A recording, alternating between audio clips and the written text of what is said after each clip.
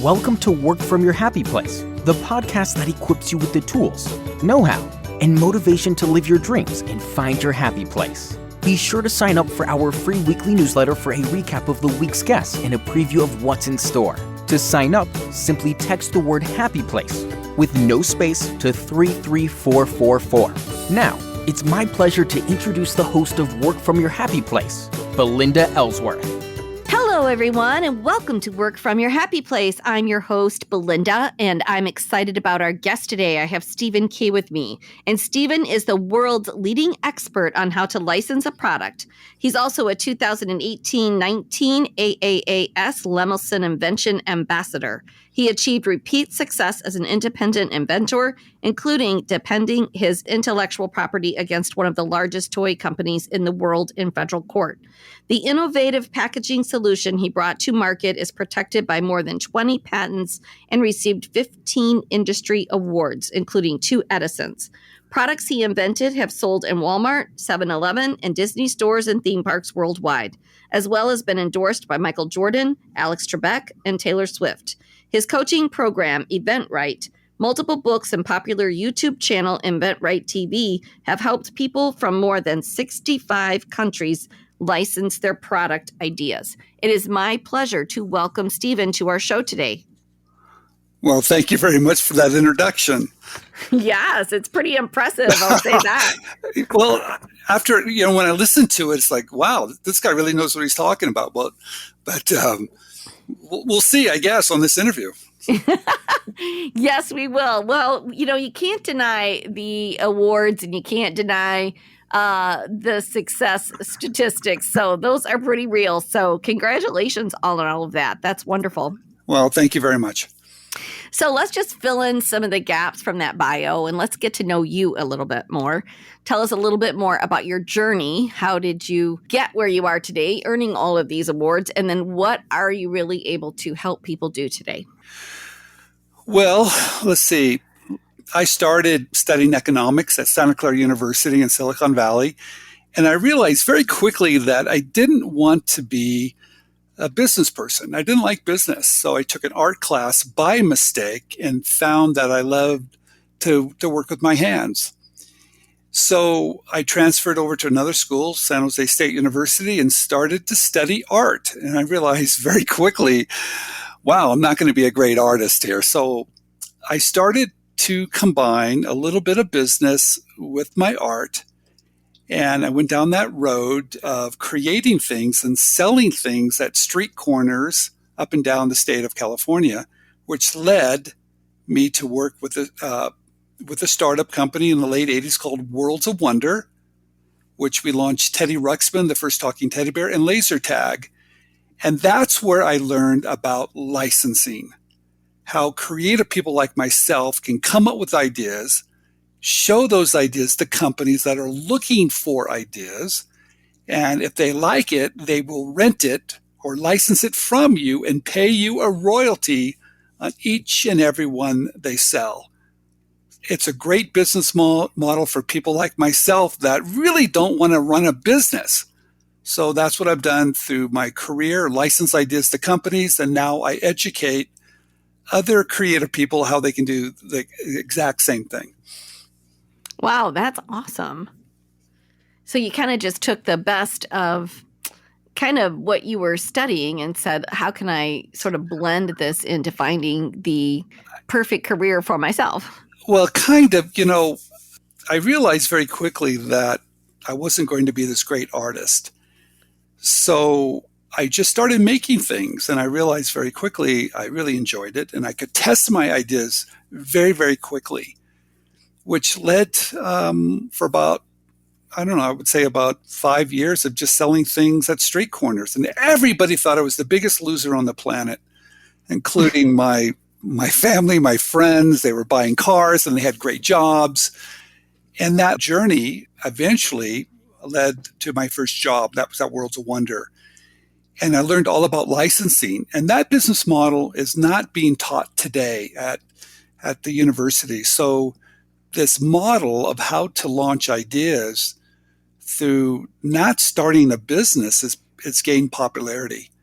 because a lot of people just don't have the time, maybe experience, or the money, but they are very, very creative. And the licensing business model allows anyone in the world to participate because the barrier of entry is extremely small. You don't really need a patent, and you don't even need a prototype. But if you can learn this process of licensing, anybody can do it at any age. Wow, that's great. So let's talk a little bit about how then this business model that you have become so great at, how's this affected your lifestyle? How are you able to sort of do what you want to do while still enjoying the life that you want to have? Well, I quickly realized I didn't want to work for anyone.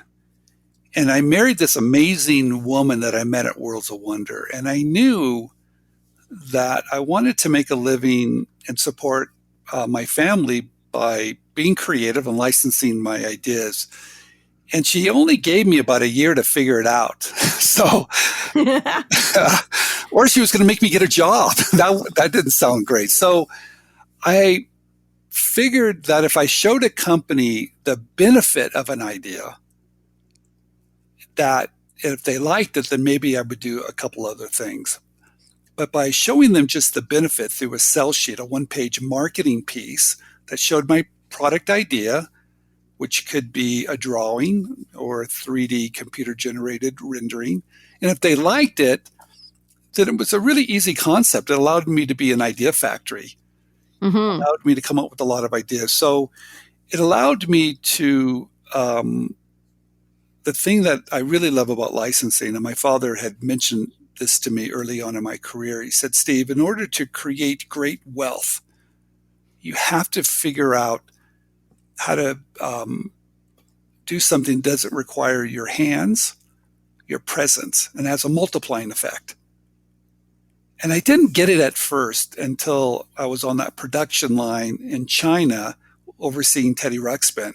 And I realized the inventor of Teddy Ruxpin, Ken Forsey, was not there. He wasn't using his hands. And that factory was that multiplying effect. And he collected $1 million in royalties every year. Wow. And that's when I was hooked. I was like, well, I've got to figure this out, because then I basically would have control over my own destiny and I could design my own life. Right. So you teach courses now that helps individuals, you said of any age, that might have an idea on who might want that idea and then how to go about licensing it? Yeah, what happened about 21 years ago, I went to my first Inventors Group in Santa Clara County, and I met my partner, Andrew Krause, and I didn't know that people were struggling with this whole process of inventing.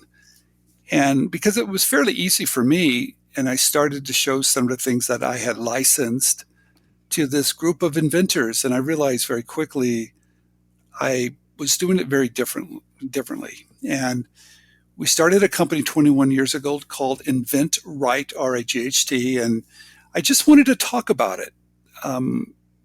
Now, today, InventRight, we have students in over 65 different countries. We see a signed licensing deal almost every week, not quite, but almost every week. It all depends on the time of year. So I teach the steps. I teach the steps of licensing through videos, through books, through articles.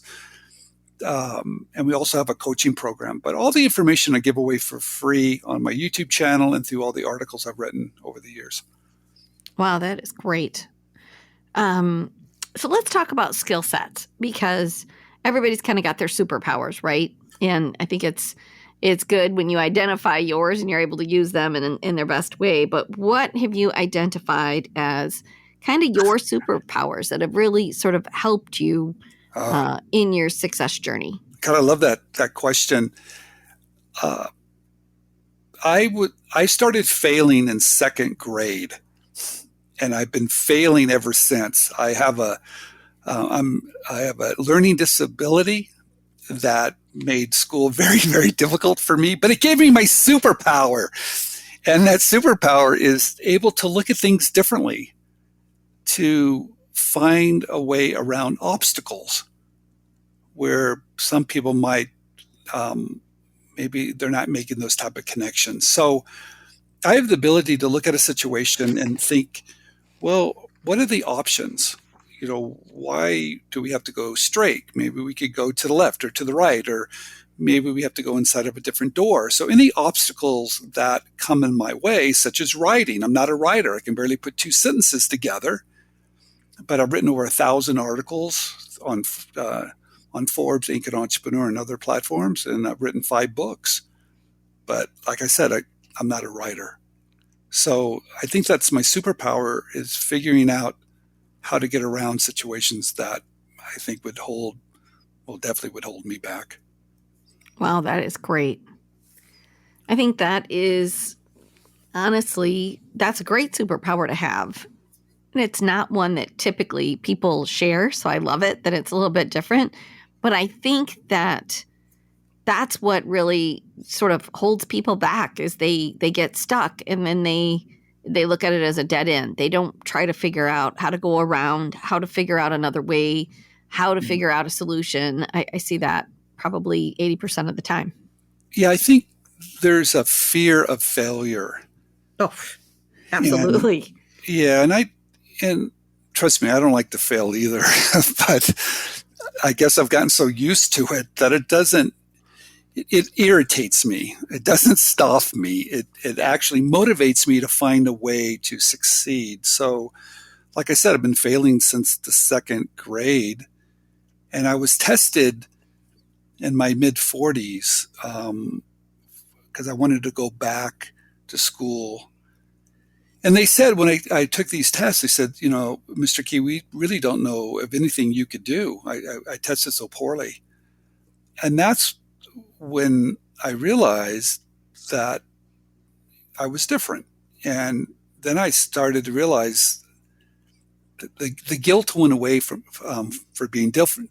But you know what else happened? I realized because I'm different, I can see things a little differently, especially for being an entrepreneur. It's a great tool to have. Mm-hmm. It's a powerful tool. And if you look at all the entrepreneurs, I think like 60%, they have some type of learning disability. So I'm not alone. And right. I'm sure there's a lot of people that have obstacles or having difficulty trying to navigate around those obstacles. Yeah. I think you're right about that. I think that I think a lot of entrepreneurs end up being in that path because oftentimes the academic path wasn't a real easy one for them. Well, it's not. But what's really great about the licensing business model, I guess that was a model that didn't have any barriers. That I didn't have to start a company or hire employees or write a business plan or raise money or do any of those things that just seemed impossible for someone like me. Wow. So, but what I was very good at was looking at a company's product line and looking at what types of products they might come out a year later. How to take those existing products they're selling today and make them a little bit better. Mm-hmm. And by looking at a company's product line, I could come up with some new, not too new. I didn't want to reinvent the wheel, but I wanted to make some small changes on their existing products that they were selling and then show those companies these small improvements. There was no risk to them because they were already selling. And it was easy for me to target those companies without just waiting for inspiration to hit. So, wow. Yeah. So over the course of my career, I've licensed many ideas in different types of industries. And the licensing business model is extremely popular now because companies can look at ideas from outside their walls. They don't have to count on their in-house creative people. They can open the doors for people like me and others to submit ideas to them. It's called open innovation, and it is exploding in all different industries, from pet to toys to kitchen to hardware to DRTV to medical to automotive.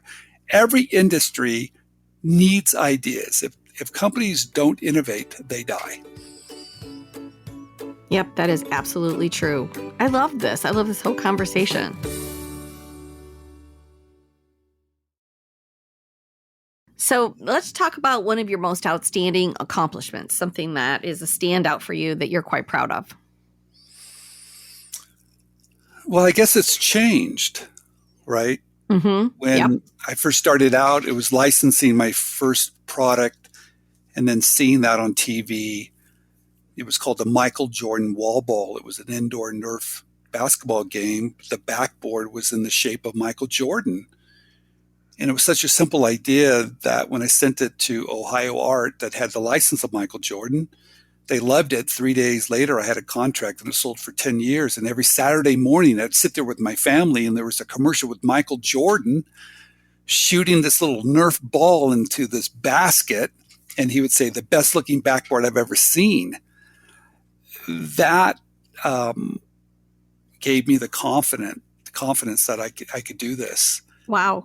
And then eventually I had other products that were endorsed by other celebrities and they hit the market. So I think at that point that was helpful for me to say, hey, look, I'm okay. I'm different, but I'm okay. I can figure this out. And then I guess the next biggest accomplishment was writing for publications such as Forbes. Mm-hmm. I've written quite a bit for a decade, but being very consistent with it and not giving up and still being curious. Today, I think my biggest accomplishment is helping others, seeing other people, using my 10 steps and becoming successful. Because every time they're successful, I'm successful. And that feels pretty good, right? Yeah, we're kind of tied together now. So I think it has changed. I'm still curious. I'm still in the game of licensing. I have a product I work with a couple other inventors called Fishbone. Okay. And people can go to fishbone.com and they can see this packaging innovation that eliminates the plastic rings on beverages, which are just terrible for the environment. Oh my gosh, they're terrible. Yeah, so that's being launched, and one of our first customers was Brita. Yep. Company does the filters. They launched their own product, water product, and you'll see that Fishbone on that particular product now, which is rolling out in California. Oh, that is great. Not only is that it's great, but it's just helping with the sustainability and the environment, and then that just adds one more element to what an amazing product line. It's amazing to be part of a team that's making a difference and using some of the skills I've learned, filing the right intellectual property, making sure the licensing agreements are done correctly, and then watching that have an impact. So it's extremely rewarding. Great. Let's talk on the opposite of that. Let's talk about one of your greatest challenges, or a challenge. I just love a great story that you faced and then how you worked through that. Well, I don't know if I worked through it very well, but I'll tell you the story. I had created another packaging innovation many years ago, and it was on quite a few products. It was on Nescafe coffee in Japan and Jim Beam here in the States and many other products. And a very large toy company contacted me, Lego, and they wanted to put it on one of their toys. So I made samples, and fast forward, they used my innovation without paying a royalty. Wow. And it was a shock, of course. It's like, what just happened there? Yeah. And ultimately, I sued them in federal court, San Francisco federal court. And here I'm just a small inventor suing an extremely large company. Yeah. So it took 3 years, and 2 weeks before it went to trial, after 3 long years, we settled. So that experience, I wouldn't wish on anybody, but it was one of the greatest experiences I could have possibly had. It taught me a lot about intellectual property, about the court system. It taught me about what not to do. It taught me about trying to work things out before they escalate.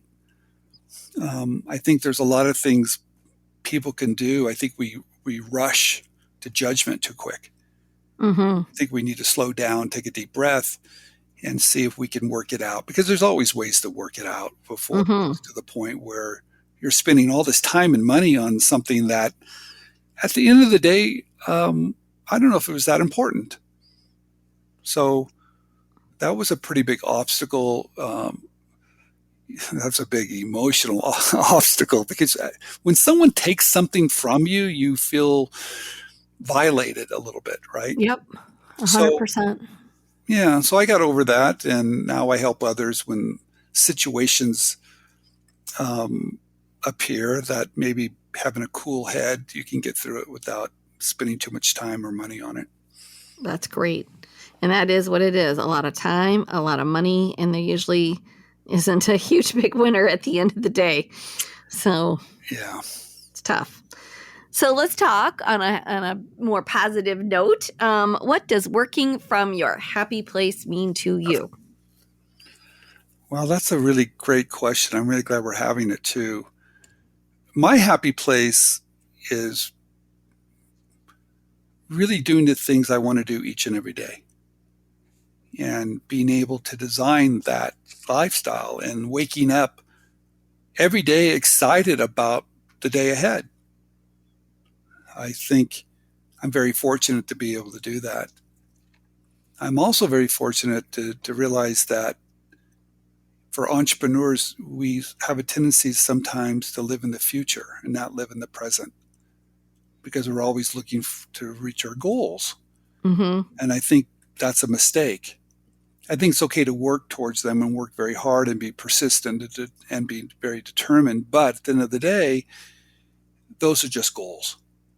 And if you're not careful, you're going to miss things that are really important to you, such as family and relationships with friends. So I think my happy place is realizing there's a balance and trying to enjoy each and every day. And smelling the roses along the way, right? Yep. Reaching. It's definitely one of my greatest challenges throughout my years. I think I finally reached a good place, but in my younger years of growing my business, it was just with that next goal. Okay, great, we hit that. Let's move on to that next one. What's that next one? And just not really being present, not really enjoying the ride. You know what I mean? It's like, this is a great ride. Let's enjoy it. And I had to stop myself. I want to say that probably happened about, I don't know, 15 years ago, 10, 15 years ago. So not a terribly long time ago, but fortunately enough to go, all right, I need to make changes. And it's been really much more rewarding. Well, I think you're right. We all have a tendency to try to climb the mountain and reach the top, right? And Mm-hmm. I think once you reach the top, you realize, well, that's not as great as I thought it was. And where's the other mountain to climb? Well, that's a vicious circle, because you're never truly going to be happy. And I don't think I was truly happy until I just let it go and said, all right, those mountains are great. I will get there. I will need a lot of people to help me get there. So just enjoy it and appreciate it, and make sure you thank everyone that's helped you get there. Mm-hmm. Because you cannot get there by yourself. You're going to need a lot of support there. So just don't forget, what it took to get there, but all the people along the way. I think that is so important. And I do think that people, I don't know that they lose sight of that. I think that does happen, where they lose sight of how they got where they are. But I also think that people, they just also think they can do it all by themselves. They don't want to ask for help. They don't want to reach out. They don't want to have a support team. And I think that's another huge mistake that people make. And then I do think that, getting kind of really further ahead in your career, it is important to remember the people that have helped you along the way. I also have found something very interesting too, and maybe you've discovered this, is that the way that people observe you when you've made it, like when you have done really, really well, they don't see the struggles in the backstory. They see, oh wow, you're fortunate, or you're lucky, or you're whatever it is they seem to think, or you don't understand. And it's like every person that has gone through that has had a backstory of struggle, or relearning, or trying things again, or hitting a wall and backing up and starting over. It's like there usually is no. That's why I like people to tell their sort of backstory, because it's real easy to look at somebody 20 years later and see all their successes and say, wow, and not understand the journey that it took to get there. Well, what's really interesting? You read my resume at the very beginning, and I've only had one job, and that was at Worlds of Wonder, and I never had to fill out a resume. And I'm not a big resume guy, so it's really interesting to hear it, because it was never something that I cared much about. I do realize too that to have any amount of success, it's a little bit of luck too, right? So don't get too happy about it. Don't be too high on yourself, or too tough on yourself either, because it takes a lot of work and determination, and it takes a lot longer than people think, and there's a lot of luck involved, and what goes up does come down. Yep. So I think I don't make too much of it anymore. I like it, and I just keep on pushing forward and having a good time at it. But I don't get too excited about one thing or another, because every day is a little bit different, and try to enjoy every day, but not the goal. I think the goal isn't as great as people think it is. It's great to have it, but it's not what people think it is. No. Agreed. So what advice would you give to others who are wanting to go down this entrepreneurial path? So let's take this in two ways here. Let's just do advice for entrepreneurs kind of wanting to go down this path. And then I would like you to give me 3 pieces of quick advice of someone that thinks they have an idea that they could take to some kind of market. Okay. It's interesting. Most entrepreneurs think it's either I need access to somebody, or I need money, or I need a prototype, or I need a patent, right? But what they don't realize, what they really need is knowledge. And that's one thing that's not on their list. And so they're doing these things, and they end up probably a little frustrated, or it takes a little bit more time, and they're not quite sure why they're not getting there. So I tell everybody, slow it down a little bit. Find someone that's already done exactly what you want to do, and get as close as you can to that person, and learn as much as you can. Better yet, if there's an industry you're interested in, why don't you work for someone that's in that industry and learn from them? And I don't think you're ever defined by a job. So collect all those tools that you're going to need to eventually go off and do it yourself. And you don't have to make every mistake. Learn from others. That's great advice. Yeah. And the other part, I think, the only tips I would give, well, probably the same types of tips. Realize it's going to take longer than you think it's going to take. Okay. Realize you're going to have to fail a little bit to succeed. That's just part of it. And keep moving forward. Nothing's perfect. I guess someone said, ship it. It doesn't have to be perfect. If you're 85% there, ship it out the door. You're fine. And just keep learning. Be curious. And listen to your audience. Listen to your customer. Love your customer. And even the negative reviews, learn they're gold. There's gold nuggets in those negative reviews. Right. It's hard to take. No one likes criticism, but there's some really good stuff in there if you just look at it and take it and use it to your advantage. And don't give up too early. Yeah. Oh, I love that. And you know what? That's so true and people can be very critical, but I always tell people, instead of getting defensive about everything they said, parts of that just are not true. But why don't you find the grain of truth in there? Like, why don't you be objective and say, is there something to this or something I could be doing better? Or does this make sense? I just think if people could learn to take their emotions out of it and allow for that sort of critiquing a bit and, for things that are harsh, then move on. One of the worst, best, however you want to look at it, critiques that I ever received early on in my career, it was only probably the third speech that I had done for about 200 people, and I was pretty excited, and the audience went crazy, and everybody was coming up to me after and saying, "Oh my gosh, that was so good. I learned so much." And I was feeling pretty good. I was like, wow, that went great. I'm finding my stride here. And I was checking out of the hotel, and this lady came up to me, and she was, a little obnoxious in the way that she did it. But she said, "You are just really hard to listen to. Your voice was so shrill, it was making my hearing aids go off." And I just stood there like dumbfounded in front of the hotel person checking me out.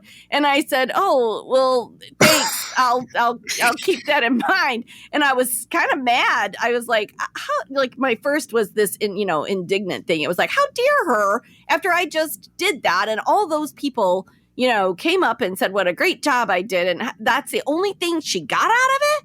And so I was feeling that way. And then I kind of walked along and by myself and with my little luggage heading to the airport. And I said, okay, well, clearly that was an issue for her. Mm-hmm. And I came home and I got some lessons from a voice coach. Mm-hmm. And I said, teach me how to be more excited without making my voice get really high pitched. Mm-hmm. Teach me how to be more like singers and sing not from my throat, but deeper.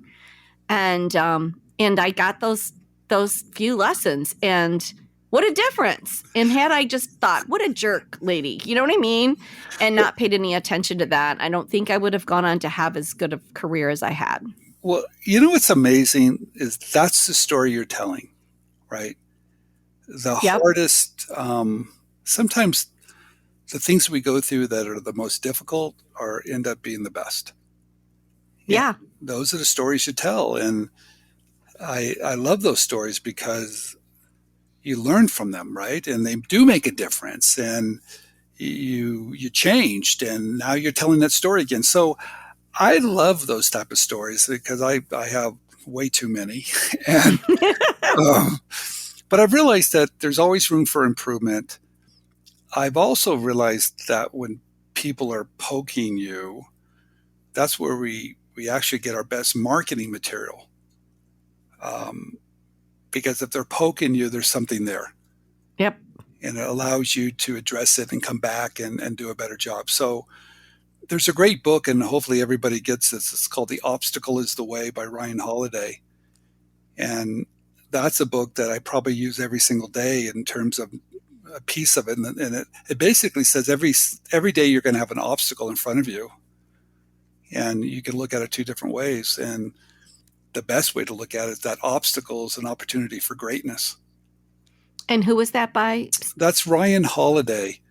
Okay. And it's kind of this really little, it's kind of a funny little book, but it's one of those books that once you get it and it's at the right timing and you start to look at, all the problems you're going to have, because if you're in business or just in life, it throws, all these things in front of you. So how do you deal with it? Well, if you deal with it from a positive perspective as an opportunity for greatness, there's never a problem. It's always opportunities. So it's called The Obstacle is the Way.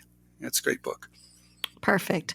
Well, this has been absolutely lovely. It's been an awesome interview. Thank you so much for giving us your time and your expertise and your pearls of wisdom, because they are tiny little pearls that we can take with us. And hopefully there's people listening that are feeling some of those same things you've talked about. I think you did a great job of reminding people of how they feel in those moments and how they can work past it. So thank you for that.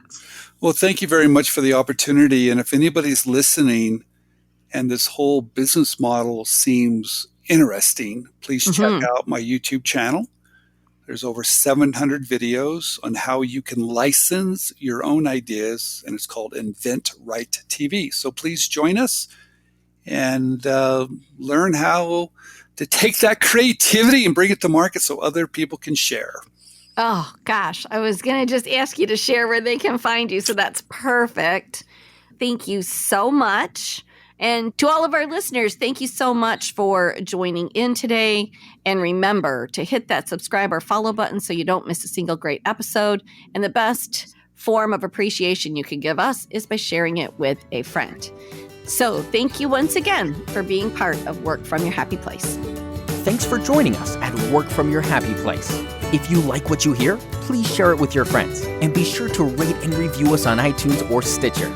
For a free gift on finding your own happy place, please visit workfromyourhappyplace.com and click on the free audio button. Thanks again for listening.